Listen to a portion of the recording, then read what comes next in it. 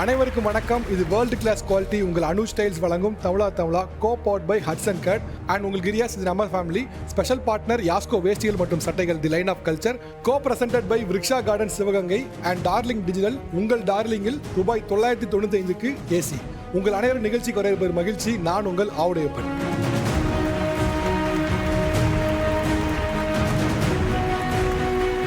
ஓகேங்க, ரொம்ப ஃப்ராங்காகவே இந்த ஷோவை ஆரம்பிச்சிடுறேன். நானும் இந்த ஷோக்கு இந்த எபிசோடுக்கு நிறைய இன்ட்ரோவை யோசித்து பார்த்தேன். என்ன இன்ட்ரோ கொடுத்தா இந்த ஷோக்கு இந்த எபிசோடு கரெக்டாக இருக்கும் அப்படின்னு.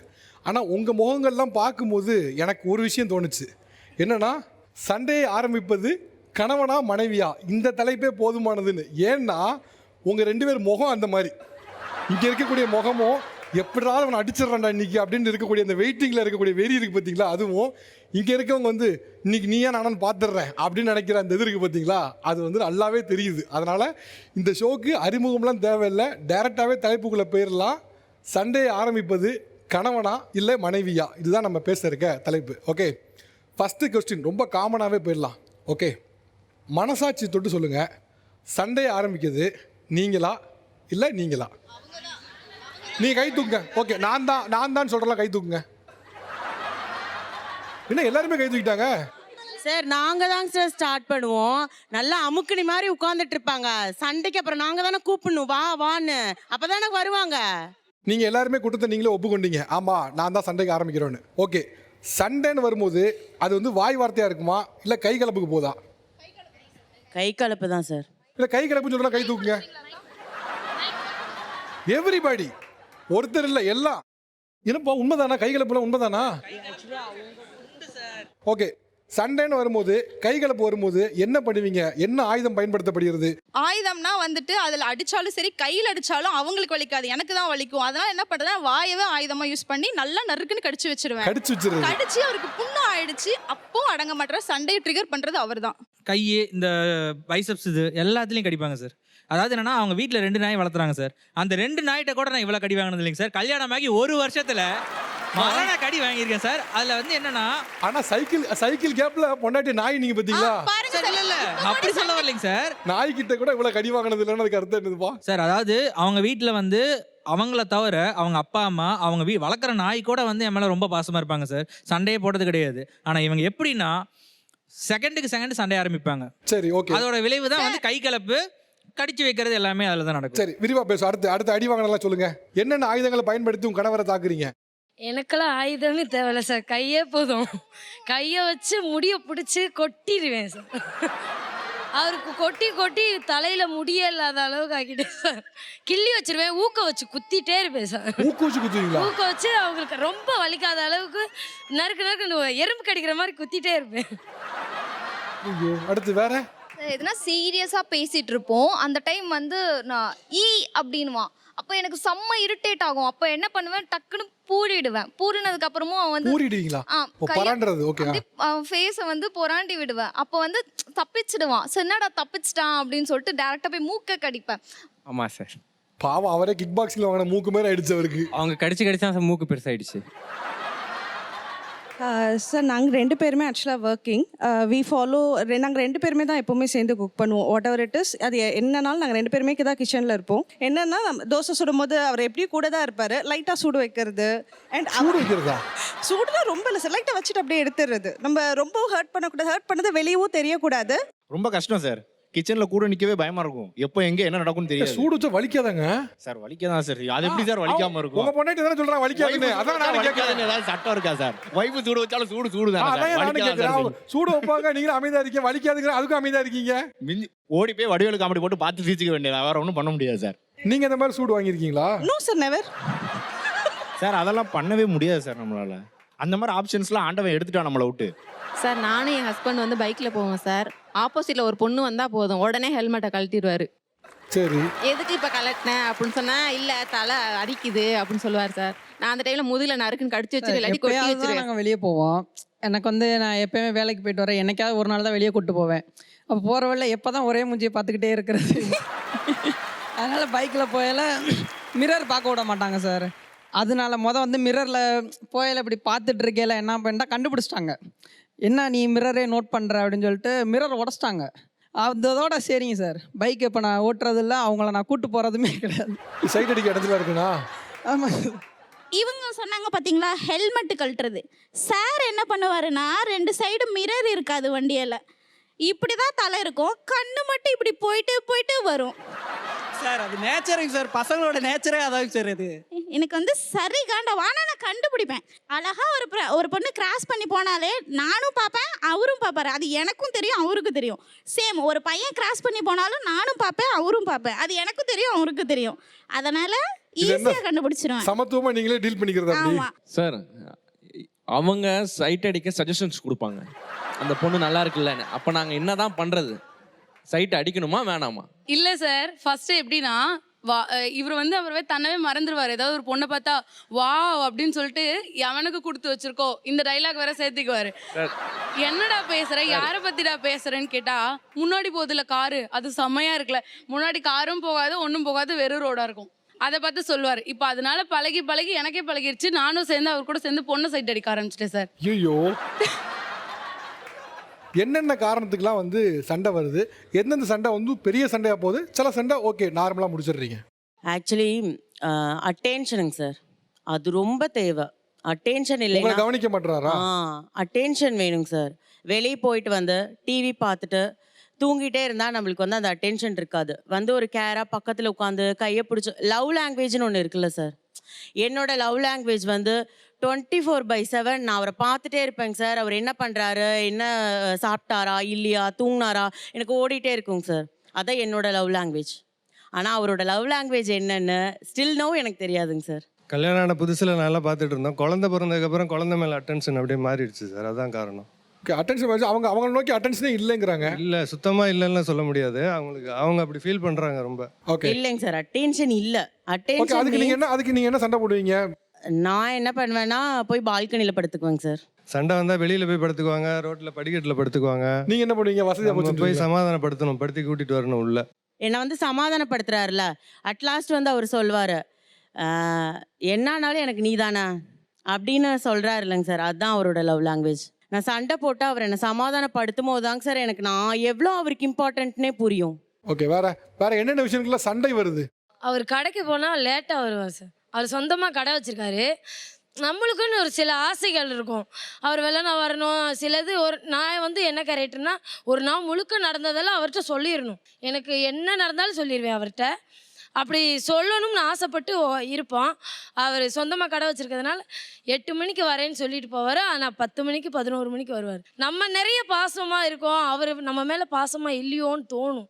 அப்படி நடந்துக்கிறவார் சார். வேலைக்கு போயிட்டு வந்தால் டூவில் ஒரு ஒர்க் ஷாப் வச்சுருக்கேன்.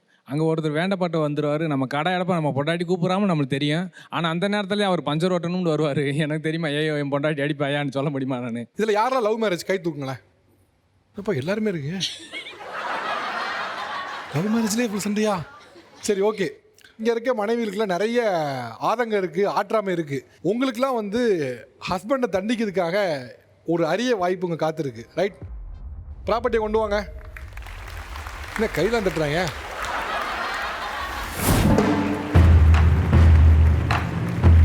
அங்கே பாரு, அம்மா கையெல்லாம் மடிச்சு வச்சுட்டு இருக்காங்க. பாஷா படம் பார்த்துருப்பீங்க, ரஜினியை வந்து கட்டி வச்சு அடிப்பாங்க. ஸோ அப்படி நீங்கள் வந்து கல்யாணத்துக்கு முன்னால் இப்படிலாம் என்னை பார்த்துக்கிட்டாப்புல, இந்தந்த கதையெல்லாம் சொன்னாப்புல, கல்யாணத்துக்கு அப்புறம் ஆளே வேறு மாதிரி மாறிட்டாப்புல, இப்போ சொல்கிற கதையே வேறு மாதிரி இருக்குன்னு உங்களுக்கு இருக்கும். அப்படி நீங்கள் உங்கள் கணவரை கட்டி வச்சு ஒவ்வொரு பாயிண்ட்டாக என்னெல்லாம் மாறிட்டாரு நினைக்கிங்களோ அதை சொல்லி ஒரு குத்து குத்தலாம். இந்த அரிய சான்ஸை யார் யூஸ் பண்ண போகிறா? என்ன யாராவது ஒருத்தருமா? வாங்க வாங்க வாங்க, கமான்.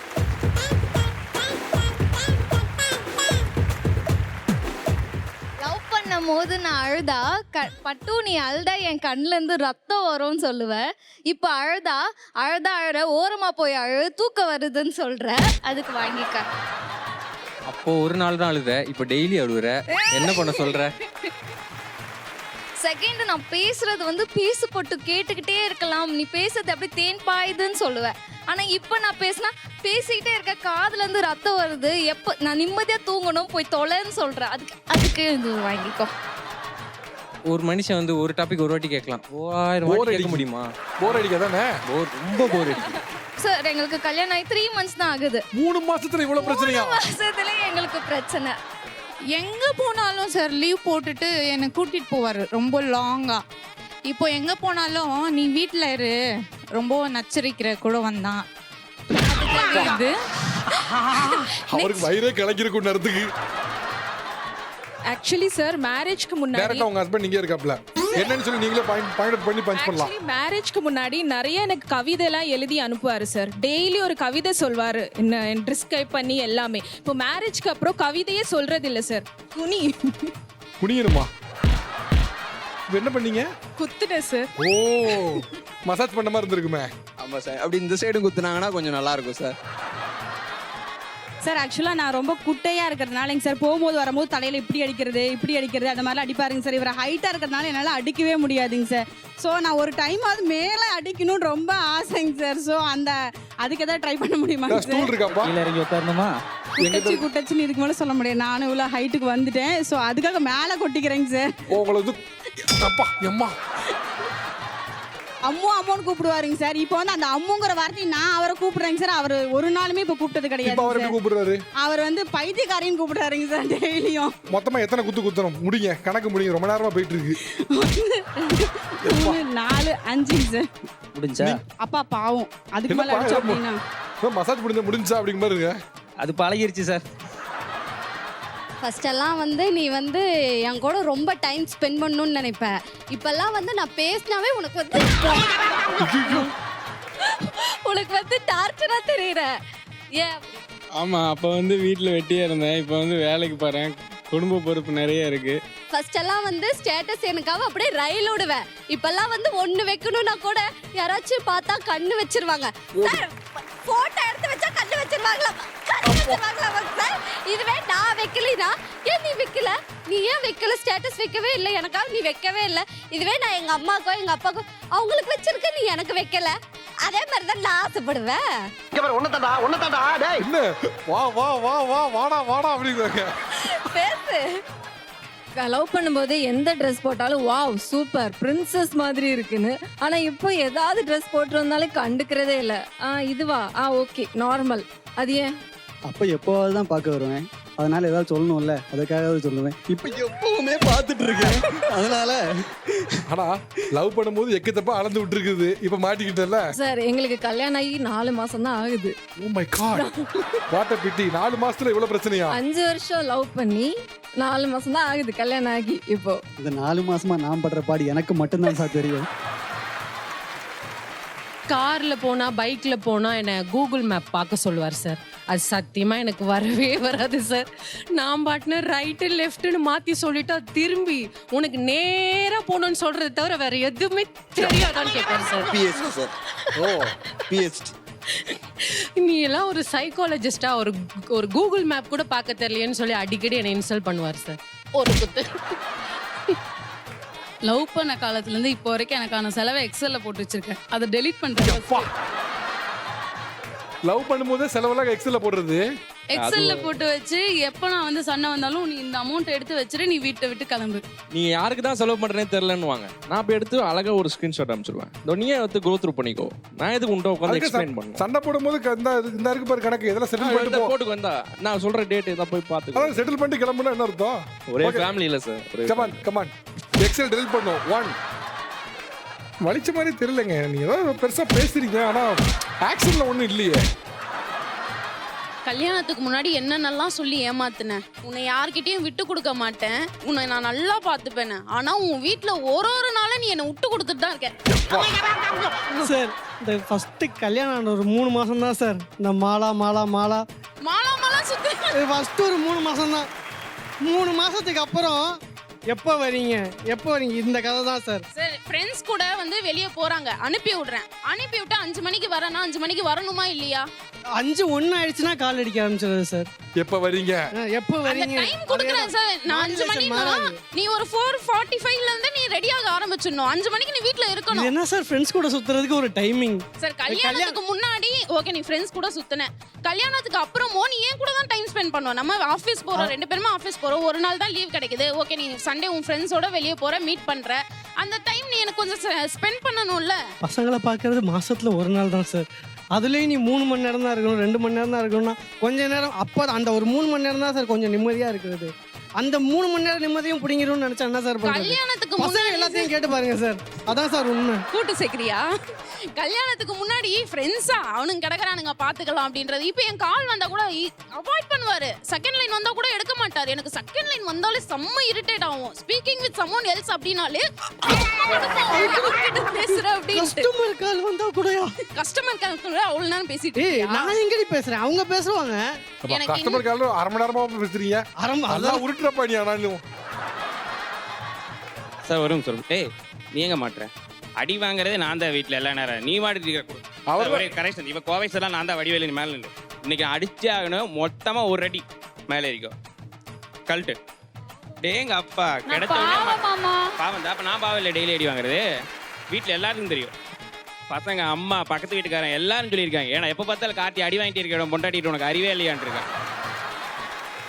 லவ் பண்ணதுக்கு முன்னாடி செலவுக்கெல்லாம் காசு கேட்பேன். பெட்ரோலுக்கு காசு கொடு, பசங்களோட ஊர் சுத்தணும் காசு கொடு. அதுன்னா 500 1000 சொல்லிட்டு உங்கள் அப்பா கிட்ட ஆட்டை போட்டு கொடுப்பேன். இப்போ காசை கேட்டால் போ உங்கள் அம்மாட்ட வாங்கு, போய் சம்பாரிச்சுக்கோ, உன் ஃப்ரெண்டுக்கிட்ட கேட்டு வாங்கிக்கோ அப்படிங்கிற. அப்போ எங்கே போவா காசுக்கு? அதுக்காக அடிக்கிறீங்களா? சோப்பு வர்றதுக்கும் கூட உனக்கு புது ட்ரெஸ்ஸு, எனக்கு பழைய ட்ரெஸ்ஸு. சொல்லு. ஓகேவா? முடிஞ்சது. அடிச்சலாமா? மைக்கத்தல். எனக்கே பயமா இருக்கியா? கையே எடு இந்த பக்கம். எனக்கே பயமா இருக்கியா? Okay okay. பயலையா? இந்த பயம் இது போதும் எனக்கு. தோத்துட்டா இதுலயே. தாங்க மாட்டேன் நீ. என் பொண்டாட்டி போதும். அவர் என் பொண்டாட்டி கண்ணுல மரண பயத்தை பார்த்துட்டேன். இது போதும் மாமா எனக்கு. அது போதும். அது போதும் சார். சார் இன்னொன்னு இதுல செஞ்சுக்கணும்னு நினைக்கிறேன் சார். One request. ஆடானே ஐயோ அடி பாவி. என்னைக்கு விழுக மாட்டேன் இன்னைக்கு ஆக்ஷன் போறேன். ஜிமிக்கா ஓடுது. சார் இது கேமரா மேடி ஆக்ஷன் சார். இது ஆக்ஷன் மேடம். இல்ல சண்டைன்னு வீட்ல வந்துட்டா இவர்தான் என் கால்ல விழுந்து ரிக்வெஸ்டா கால்ல விழுந்துருவாரு. என்ன மன்னிச்சறே பொண்டாட்டி அப்படின்னு சொல்லி என் கால்ல விழுந்துரு. ஆக்சுவலா பாத்தீங்கன்னா நான் இதுல என்ன சொல்ல விரும்புறேன்னா, நான் வந்து ஒரு விடோ. எனக்கு வந்து இவர் வந்து வாழ்க்கை கொடுத்துருக்காரு. நான் விடோ மட்டும் இல்ல, 2 குழந்தைக்கு தாய். அந்த குழந்தைகளை ஏத்துட்டு இப்ப வரைக்கும் நான் கொடுக்குற கொடுமையை இவர் தாங்கிட்டு தான் இருக்காரு.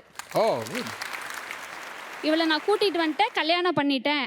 ஸோ வந்து என்னை நம்பி வந்துட்டா. ஃபஸ்ட்டு வாழ்க்கை எப்படியே இருந்துட்டு போட்டோம், இந்த வாழ்க்கையினாச்சு இவளுக்கு வந்து நான் நல்லா அமைச்சு கொடுக்கணும் அப்படிங்கிற ஒரே காரணத்தினால இப்போ வரைக்கும் எனக்கும் சரி பசங்களுக்கும் சரி எந்த ஒரு விஷயமா இருந்தாலுமே மனசு கோலாமல் செஞ்சு கொடுத்துட்ருக்காரு இவர். அதுக்காக நான் வந்து அவர் காலில் விழுகிறது தப்பே இல்லைல்ல. Okay okay sir. இல்லை எனக்கு அவளை பிடிக்கும், விடணும்லாம் நான் நினைக்கல. எனக்கு பார்த்தோன்னே பிடிக்கும்.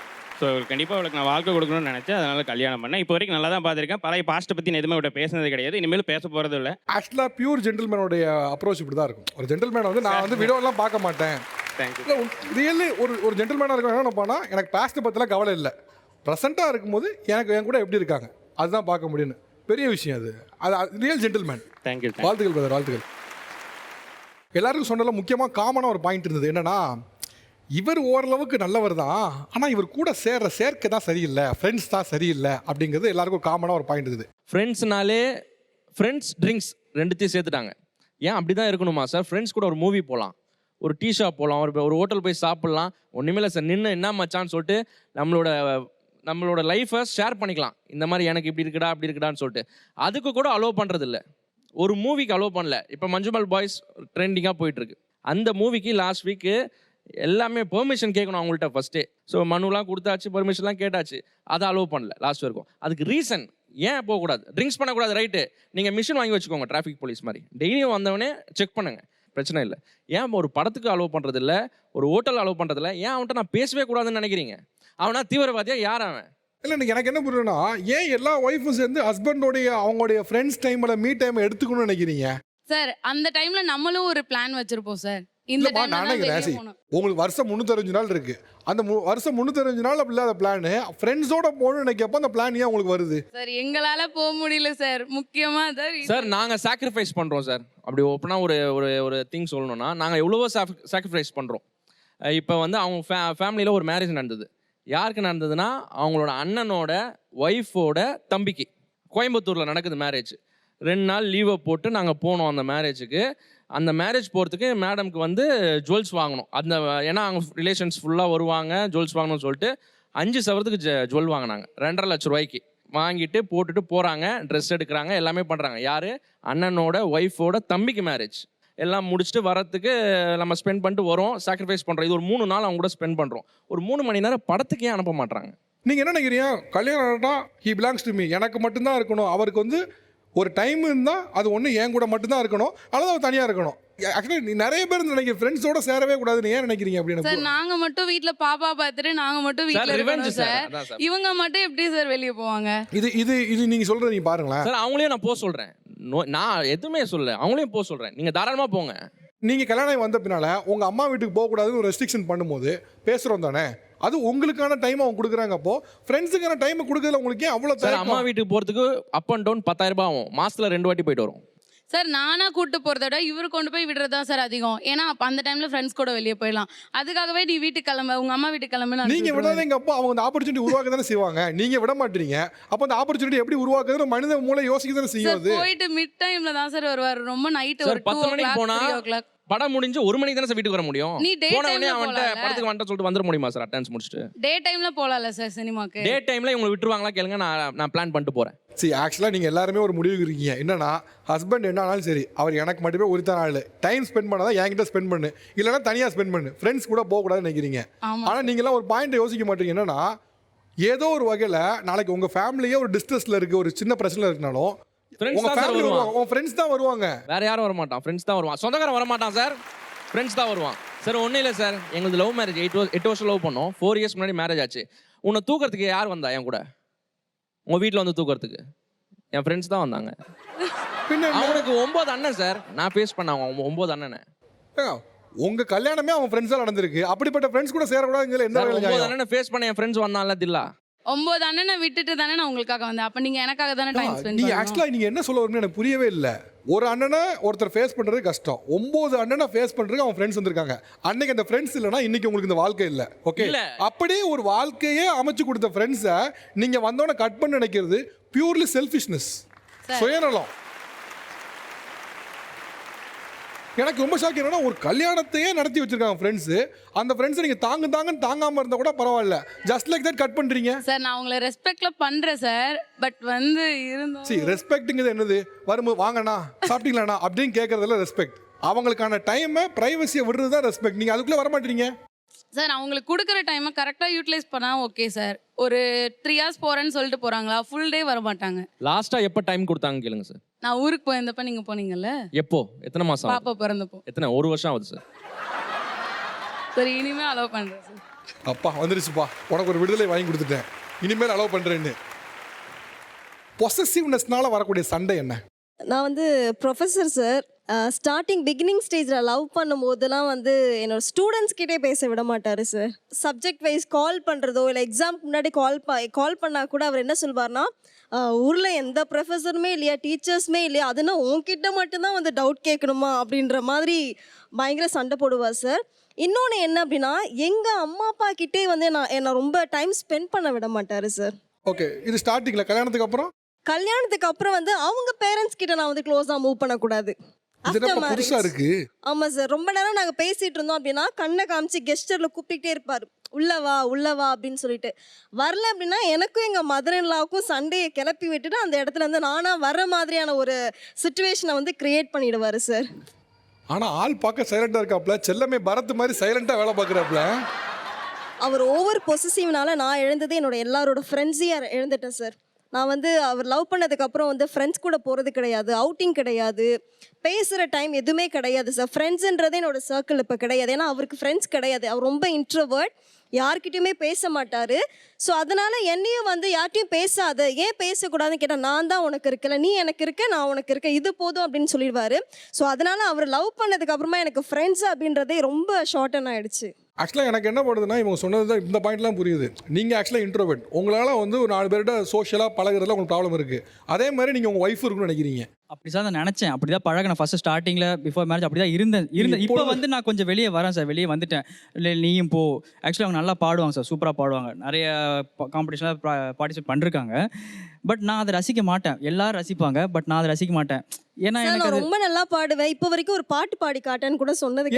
ஏன் ரசிக்க மாட்டீங்க?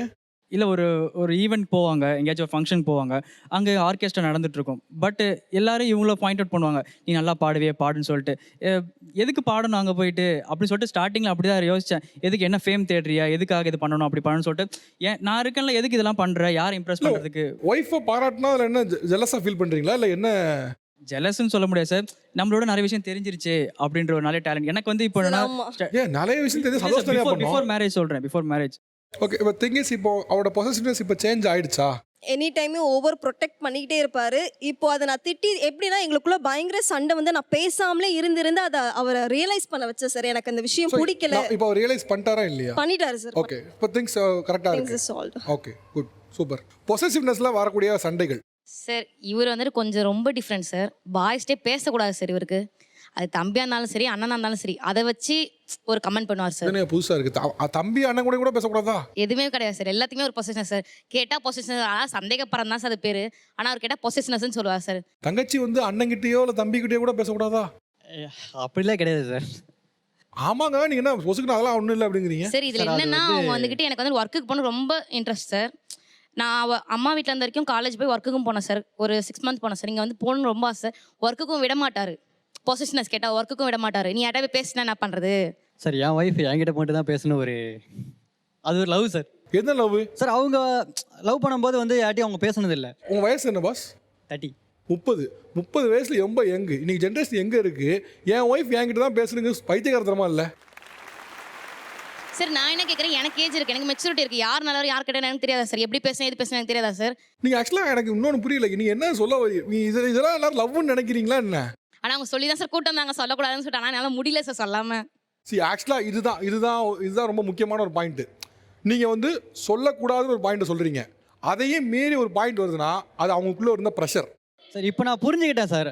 அந்த மாதிரி நான் அவங்க அந்த மாதிரி பண்ணக்கூடாதுன்னு நான் நிறையா விஷயத்தில் அண்டர்ஸ்டாண்ட் பண்ண ஆரம்பிச்சிட்டேன். இப்போ அவங்க இப்போ வேலைக்கு போகிறேன்னு சொல்கிறாங்க, நான் வேலைக்கு போகணும்னு சொல்ல ஆரம்பிச்சிட்டேன். இப்போ இங்கே மாற்றிக்கிட்டேன்னு சொல்கிறீங்களா? இல்லை சார், கொஞ்ச நாளாவே சொல்லிட்டு இருக்கேன். ஆக்சுவலி நீங்கள் ஏதாவது போங்க, ஏதாவது கோர்ஸ் பண்ணுங்க, இப்போதைக்கு அவங்க சொல்ல சார், இப்போதைக்கு வேண்டாம், இன்னும் கொஞ்ச நாள் ஆகட்டும். பேபி இருக்கு சார், சின்ன பேபி இருக்கு. பேபி இருந்தாலும் இப்போ அம்மா சைடுல வந்து ப்ரொடெக்ட் பண்றதுக்கு ஆள் இருக்காங்க சார். பாத்துக்கிறதுக்கு ஆள்னா இப்போ அவங்க இருக்கிறதுனா சார் நம்ம பாத்துக்க முடியும். இது வரைக்கும் நீங்கள் வந்து அவங்க போகக்கூடாதுன்னு சொல்லி வேற காரணம் சொன்னீங்க. இப்போ போகக்கூடாதுன்னு சொல்லணும், அதுக்கு ஒரு காரணம் வேணும். அந்த காரணம் குழந்தை. இதுதான் பாயிண்ட். அதேதான் சார். ரைட்டு தானே? அது எதுக்கு நீங்க சுத்தி வளைச்சிட்டே இருக்கீங்க? இது வரைக்கும் போக கூடாதுன்னு சொல்றதுக்கு இண்டிபெண்டன்ட்டா இருக்க கூடாதுன்னு காரணம் சொல்லுங்க. ஒரு சொல்யூஷன் கிடைக்குதா சார்? சத்தியமா சொல்றேன் சார், எல்லாம் சொல்ல மாட்டேன் சார். அதிகமே இட்ஸ் a high point. நீங்க வந்து மாத்தணும். இல்லைன்னு இந்த பிரஷர் வந்து நாளைக்கே வேற விதமா வெடிக்கும் சார். நான் கேட்குறேன் சார், அவங்களும் ஒர்க்குக்கு போகிறாங்க, அந்த இடத்துல லேடிஸ் எல்லாரும் பேசுகிறாங்க. ஆனால் நான் இன்ன வரைக்கும் ஃபோன் கால் எல்லாமே வரும் சார். இன்ன வரைக்கும் நான் ஒரு வார்த்தை கேட்டேன் சார். அவங்க யார் என்ன ஒரு வார்த்தை கேட்டாலும் கேளுங்க சார். இன்ன வரைக்கும் நான் இன்னும் கேட்டதா சார் அவர்கிட்ட. இவ்வளோ சிவிலைஸ்டா, இவ்வளோ டீசெண்டாக, இவ்வளோ நாகரிகமாக இருக்க ஒய்ஃபை ட்ரீட் பண்ணுற முறையாது எல்லாருக்கும் உள்ள இருக்கிற ஒரு ஸ்டாப் திஸ். இது எல்லாருக்கும்லாம் கிடையாதுங்க. நீங்கள் உங்களுக்கு இருக்க ஆட்டிடியூட எல்லாருக்கும் இருக்கும்லாம் சொல்லாதீங்க. இங்கே இருக்க எல்லாருக்குலாம் கிடையாது, எனக்குலாம் கிடையாதுங்க. இது சொல்லாதீங்க. எல்லாருக்கும்லாம் கிடையாது. நான் சொல்கிறேன், எனக்குலாம் அப்படி கிடையாதுங்க. இது லவ்வே இல்லை, சத்தியமாக ஃபூலிஷ்னஸ். உண்மையான லவ் என்ன தெரியுமா? அவங்களா இருக்க விடுறது, நீங்களா இருக்கிறது தான் லவ். நீங்கள் என்ன நினைக்கிறீங்க? அவங்க வந்த உடனே உங்களா மாறிடணும்னு நினைக்கிறீங்க. எப்படி மாறுவாங்க சார்? ஆக்சுவலி இருக்கிற காலகட்டம் அந்த மாதிரி. அதனால வந்து நான் அப்படி சொல்ல ஒரு சுச்சுவேஷன். என்ன காலகட்டம்? இப்போ நான் என்ன சொல்கிறேன், உங்களுக்கும் கல்யாணம் ஆயிடுச்சு, நீங்கள் யாராவது ஒரு பொண்ணு கூட அஃபேர் வைக்க நினைப்பீங்களா? இல்லை சார். ஓகே, நீங்கள் நினைக்க மாட்டீங்களா? அப்புறம் நான் மற்றவர்கள் எப்படி நினைப்பாங்கன்னு நினைக்கிறீங்க? சொசைட்டின்னு நீங்கள் சொல்கிறீங்க. சொசைட்டியில் இப்படியான சம்பவங்கள் இல்லைன்னு சொல்லலை, நீங்கள் ஒழுங்காக இருக்கிறீங்க. ஆனால் எல்லாரும் ஒழுக்க கேட்டுனா என்ன அர்த்தம் சார்? மூணாவது மனுஷன் உள்ள வரக்கூடாது. அதுக்கு அந்த மூணாவது மனுஷன் நான் சொல்கிறேன், மூணாவது மனுஷன் வரேன்னு வச்சுக்கோங்க. இப்போ உங்களுக்கு வச்சுக்கோங்க, நீங்கள் ஆஃபீஸ் வேலை பார்க்குறீங்களா? ஆமாம் சார். ஓகே, வேலைக்கு போகிறீங்க, ஒரு பொண்ணு உங்களை அஃபேருக்கு ட்ரை பண்ணுறாங்க, நீங்கள் என்ன பண்ணுவீங்க? அவாய்ட் பண்ணுவோம் சார். ஏன் உங்கள் ஒய்ஃப் பண்ண மாட்டாங்களா என்ன? அவர் தான் பண்ண மாட்டார், எனக்கே தெரியும் சார். ஆனால் என்ன மட்டும் ஏன் அப்படி நம்ப மாட்டாங்க அப்படின்றதான் சார். Same question. நீங்கள் ஏன் இந்த பொண்ணை அவாய்ட் பண்ணுறீங்க? எனக்கு ஒய்ஃப் தான். அவங்க ஒய்ஃப் இருக்காங்க, உங்களுக்கும் அதே மாதிரி அவங்க ஒய்ஃப் இருக்காங்கல்ல. அவங்கள யாராவது ட்ரை பண்ணா அவங்க என்ன பண்ணுவாங்க? எனக்கு ஹஸ்பண்ட் இருக்கான்னு சொல்ல போகிறாங்க. கரெக்ட் தானே? என்னென்ன சார், அவர் க்ளோஸாக இருக்கவங்களே யாராவது ஒருத்தவங்க தான் பேசுவார் சார். நான் ஏன் இப்படி பேசுறீங்க, அவங்க வந்துட்டு அண்ணா தானே அப்படின்னா, நீ எதுக்கு அவங்களுக்கு சப்போர்ட் பண்ணுற அப்படின்னு தப்பான இடத்துல சொல்லுவாங்க சார். நீ எதுக்கு அவங்கள சப்போர்ட் பண்ணுறீங்க அப்படின்னு சொல்லி என்ன தப்பாக மீன் பண்ணுவாங்க சார் அந்த இடத்துல. சரி, ஆக்சுவலாக உங்களுக்கு வந்து அவங்க மேலே வந்து வெதும்புது, எனக்கு புரியுது. ஆனால் இதில் துளி அளவும் நான் அவங்களுக்கு சப்போர்ட் பண்ண நினைக்காதீங்க. உங்களுக்கு இப்போ கூட அவங்க சொல்லும்போது உங்களுக்கு வெதும்புது. நான் அவங்க கண்ணில் பார்க்குறேன், நான் அவங்க கண்ணில் பார்க்குறேன். நான் நான் உங்கள்கிட்ட பார்க்குறேன். ஆனால் இந்த நேரமும் நீங்கள் அவங்கள பார்த்து போக வேண்டிய அவசியம் இல்லை.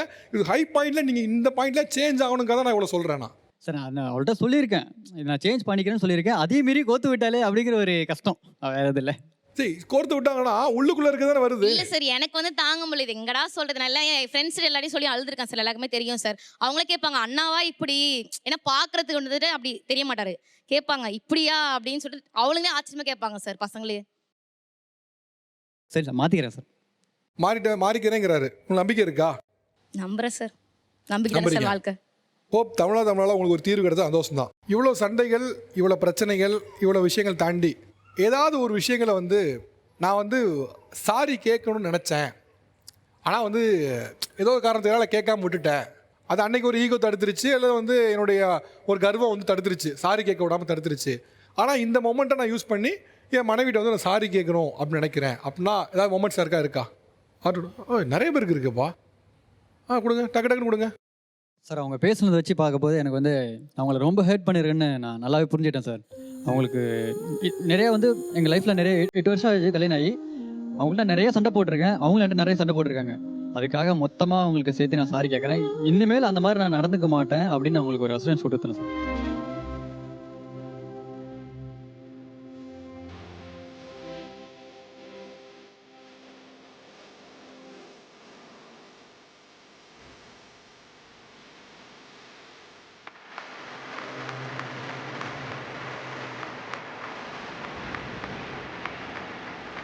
Good, super, good good good. Okay, வேற. நான் இந்த விஷயத்துக்காக என் மனைவி கிட்ட சாரி கேட்டதே இல்லை, ஈகோவோ கர்வமோ தடுத்துருச்சு. இந்த சூழ்நிலையை பயன்படுத்தி நான் சாரி கேட்க விரும்புகிறேன். இது வரைக்கும் எங்களுக்குள்ள நடந்த சண்டையில் எதுலேயுமே நான் வந்து சாரி கேட்டதில்லை அவங்ககிட்ட. லைக் என் மேலே மிஸ்டேக் இருந்திருக்கு, அதுக்கு வந்து அவங்கள ஹர்ட் பண்ணியிருக்கேன். எதுலேயுமே நான் சாரி சொன்னதில்லை. அது ஈகோ தடுச்சு என்னன்னு தெரியாது. ஆனால் நான் சண்டே நீங்கள் ஆரம்பிச்சிங்க, நான் ஏன் சாரி கேட்கணுங்க ஒரு ஆட்டிடியூட்டில், ஒரு தப்பான ஆட்டிடியூட்டில் நான் இருந்துட்டேன். ஸோ அது எல்லாம் சேர்ந்து ஒரு big size heart in shape அளவுக்கு ஒரு சாரியை இந்த தமிழா ஷோ மூலிமா என்னோட ஒய்ஃபுக்கு நான் தெரிவிச்சுக்கிறேன். இனிமே அதாவது எதுக்காக நான் அந்த இது நான் சொல்கிறேன்னா, எல்லா பிரச்சனையுமே சார் அவங்க நினச்சிருந்தா நீ விட்டு எப்போ வேணால் போயிருந்துருக்கலாம். எவ்வளோ கஷ்டப்பட்டு அவங்க வீட்டில் வந்து லவ் பண்ணும்போது அவங்க வீட்டில் வந்து நிறைய எதிர்ப்புகள் மீறி, அவங்க அடி வாங்கினது மீறி என்னை கல்யாணம் பண்ணி வந்திருக்காங்க. அப்படி இருக்கும்போது நான் பண்ண சாரி கேட்காத ஒரு விஷயத்தினால அவங்க எப்போ வேணா நீ விட்டு போயிருந்துருக்கலாம். ஆனால் எப்போ சண்டை போட்டாலுமே அப்பாலஜைஸ் பண்ணுற ஒரே ஆள் என் ஒய்ஃப் மட்டும் தான் சார். ஸோ இது வரைக்கும் நான் அது பண்ணதில்லை. இப்போ இந்த ஷோவை எடுத்துக்கிட்டு நான் உங்ககிட்ட சாரி கேட்குறேன்.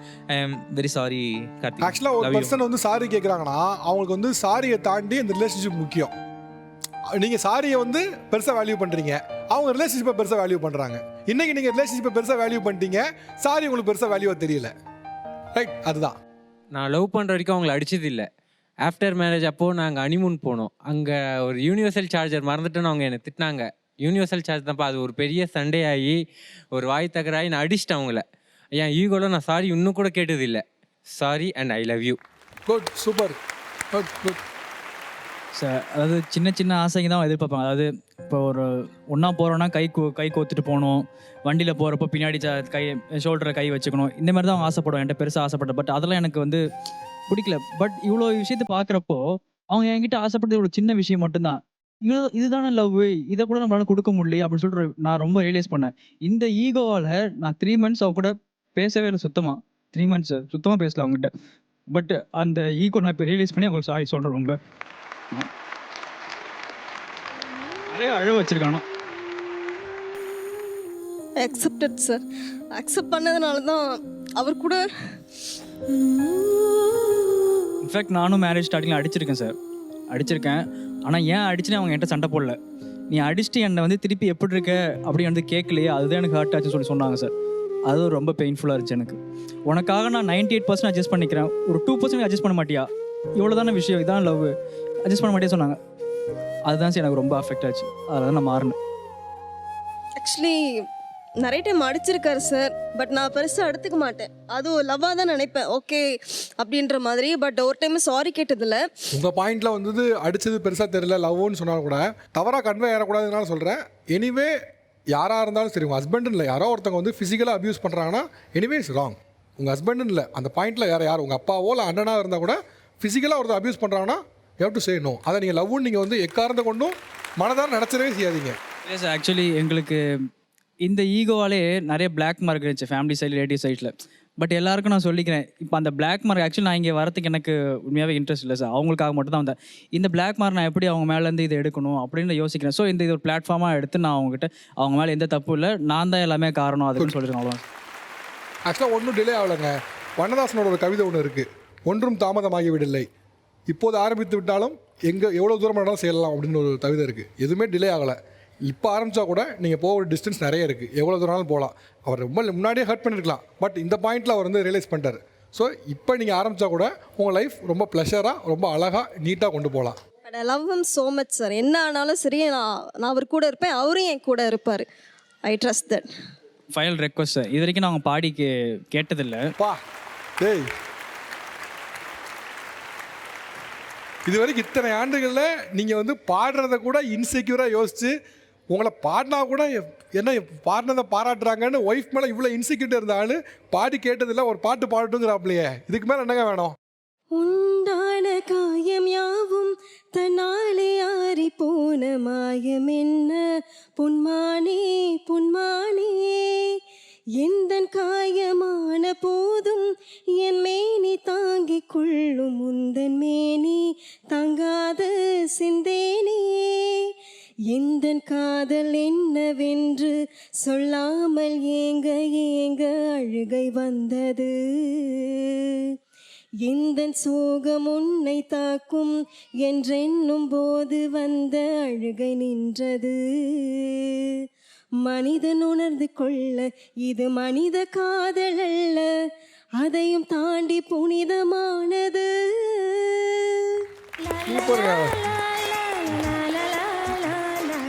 ஆக்சுவலா யூ மிஸ்ட் இட் மேன். நீங்கள் இவ்வளோ வருஷம் மிஸ் பண்ணிட்டு எனக்கு வருத்தமாக இருங்க. செமையாக பாடுறாங்க. இல்லை சார், இப்போ அதுக்காக தான் வீட்லேயே ஸ்டூடியோ செட்டெல்லாம் செட் பண்ணிவிட்டு எல்லாம் ஸ்டார்ட் பண்ணிட்டு இருக்கேன் சார் உங்களுக்கு. சார் சூப்பர்ங்க, கிரேட் ஸ்டார்ட், சூப்பர். சார் ஃபைனலாக நான் ஒன்று சொல்லணும்னு நினைக்கிறேன். என் மேலே தப்பே இருந்தாலும் நான் சாரி கேட்குற பர்சனே கிடையாது. நான் அவனுக்கு சாரி சொல்லணுன்னா நிறைய விஷயத்தில் நான் சாரி சொல்லணும். 4 இயர்ஸாக நாங்கள் ஒரே காலேஜ் தான், ஒன்றா தான் இருந்தோம். பட் நான் இவனை எவ்வளோ ஹர்ட் பண்ணியிருக்கேன்னா, இவன் எனக்கு வேண்டவே வேண்டாம், அவன் கூட நான் எனக்கு சுத்தமாக பேசக்கூட பிடிக்கலன்னு சொல்லிட்டு தான் நான் பெங்களூருக்காக ஒர்க்குக்கே போனேன். அந்த 1 இயர் இவன் ரொம்ப கஷ்டப்பட்டு எனக்காகவே அவன் தினம் நான் எல்லாத்துலேயும் பிளாக் பண்ணியிருப்பேன். மெயிலில் மெசேஜ் பண்ணுவான், கூகுள் ப்ளேயில் மெசேஜ் பண்ணுவான், எல்லா சோர்ஸ்லேயுமே அவன் எனக்காக மெசேஜ் பண்ணான். எல்லாத்தையும் இக்னோர் பண்ணேன். பட் எனக்குன்னு ஒரு கஷ்டம் வரும்போது எதையும் பார்க்காம எனக்காக நின்னவன் சார். அவன் என்னவன் அப்படின்றதுல நான் ரொம்ப சந்தோஷமாக சொல்லிக்கிறேன். இப்போ எனக்கு யார் வேணும்னு கேட்டால், என் அப்பா வேணுமா, என் அம்மா வேணுமா, இந்த உலகத்தில் உனக்கு யார் வேணுமான்னு கேட்டாலும் யாருமே வேண்டாம். இவனை 7 ஜென்மமும் என்கிட்ட கொடுங்க, புருஷனா வேண்டாம், என் குழந்தையா. I will take care him like my baby sir. I love him so much and I'm sorry for every thing. பட்டு நான் இதற்கு உங்கள்கிட்ட சாரி நான் சொன்னதில்லை, but I'm sorry for every thing. உன்னை ஹர்ட் பண்ணதுக்காகட்டும், உன்னை விட்டு கொடுத்ததுக்காகட்டும் ஐம் சாரி. பட் இதுக்கு மேலே நான் ரொம்ப நல்லா பார்த்துப்பேன். நீ என்ன பார்த்துக்கிறியான்றது எனக்கு பிரச்சனை இல்லை. நான் உன்னை குழந்தை மாதிரி பார்த்துக்கிறேன், உன்னை ராஜா மாதிரி நான் பார்த்துக்கிறேன். என் கூட எப்பயுமே இரு. I love you so much. Love you to the crowd. ஆக்சுவலாக இவ்வளோ நாள் வந்து ஒரு சாரி வந்து கேட்கறதுக்கு ஏதோ தடுத்துச்சு, இன்னைக்கு எப்படி அந்த எல்லா பேரியரும் உடஞ்சிச்சு? சார் அவன் எவ்வளோ இன்ட்ரோவர்ட்னா, அவன் அம்மா அப்பா கிட்ட கூட அவன் பேச மாட்டான்.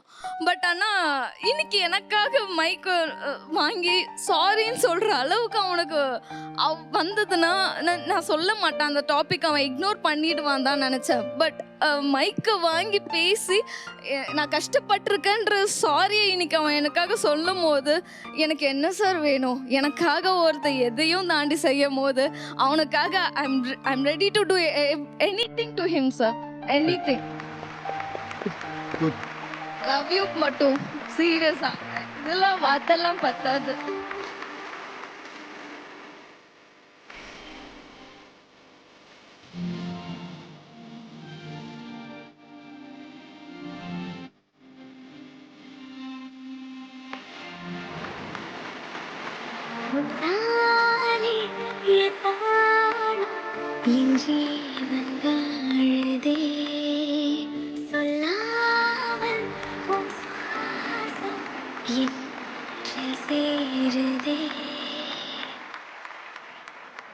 இன்னைக்கு சாரி கேட்டீங்க, எவ்வளோ வருஷமா சண்டை போட்டிருக்கலாம். இப்போ நீங்கள் சாரி கேட்டது கூட உங்கள் லைஃப்பில் முக்கியமான டேர்னிங் பாயிண்ட். இன்னும் எவ்வளோ தூரம் போகலாம். மேபி இது சாரி கேட்காம இருந்திருந்தா கொஞ்சம் டிலே ஆகிருக்கலாம். இந்த பாயிண்ட் ரொம்ப ஏர்லியான பாயிண்ட் தான். எல்லாருமே எங்கே இருக்கீங்க, உங்கள் லைஃப்பில் இப்போ ஸ்டார்ட் பண்ணியிருக்கீங்க. ஸோ அப்படிங்கப்போ இந்த சாரி உங்களோட வாழ்க்கையில் நிறைய சுபிட்சத்தையும் நல்ல விஷயங்களும் கொண்டு வரும். ஸோ ஏதோ ஒரு வகையில் ஏதோ ஒரு சூழலில் இயற்கையோ சக்தியோ ஏதோ ஒன்று உங்கள் எல்லாரையும் புரிஞ்சிக்க வச்சுது. அந்த வகையில் தமிழா நிகழ்ச்சி குழுவாகவும் எங்களுக்கு பெரிய மகிழ்ச்சி. அண்ட் சில விஷயங்கள் இருக்குன்னா அதை ஸ்போர்ட்டிவாக எடுத்துக்கிட்டு ஓகே 4 பேர் இருக்காங்க என்ன நினைப்பாங்கன்னு நினைக்காம அவங்களும் ஏற்றுக்கிட்டீங்க. சரி, அதுதான் ரொம்ப முக்கியமான விஷயம். இது ஜஸ்ட் லைக் தட்லாம் போயிடலாம், ஆனால் ஏற்றுக்கிறேன்னு ஒரு மனப்பக்குவம் இருக்குல்ல, அதுக்கும் உங்களுடைய மனதார வாழ்த்துக்கள்.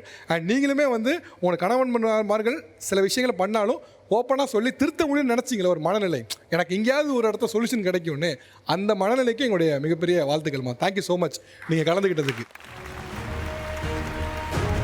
இது நிகழ்ச்சியில் சிறப்பாக பங்காற்றுறவங்களுக்கு பரிசளிக்கக்கூடிய நேரம். இது விரிக்ஷா ப்ரமோட்டர்ஸ் வழங்கும் 5000 ரூபாய் ஒருத்தான ஒரு கிஃப்ட் ஹேம்பர். இது வந்து இன்றைக்கி இருக்க ஜென்ரேஷன் வந்து எவ்வளோ மாறிட்டாங்கப்பா, சும்மா பழைய காலத்துக்கு அதெல்லாம் பேசாதீங்க அப்படிங்கிறதுக்கு எக்ஸாம்பிளாக வாழக்கூடிய பாஸ் நீங்கள் தான் போகிறீங்க. வாங்க.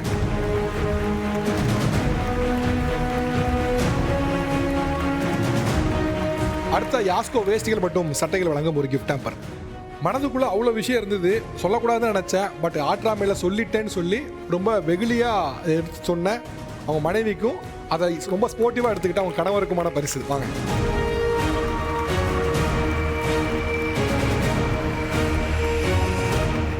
அடுத்ததா கிரியாஸ் இது நம்ம ஃபேமிலி வழங்கும் 5000 ரூபாய் ஒருத்தான ஒரு கிஃப்ட் வவுச்சர்.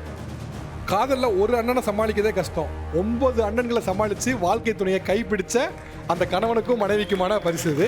ஆனால் இந்த பரிசு உங்கள் 2 பேருக்கு இல்லை, அவரோட ஃப்ரெண்ட்ஸுக்கு. நீங்கள் ஃப்ரெண்ட்ஸுக்கிட்ட கொடுக்கணும் இதை. வாங்க.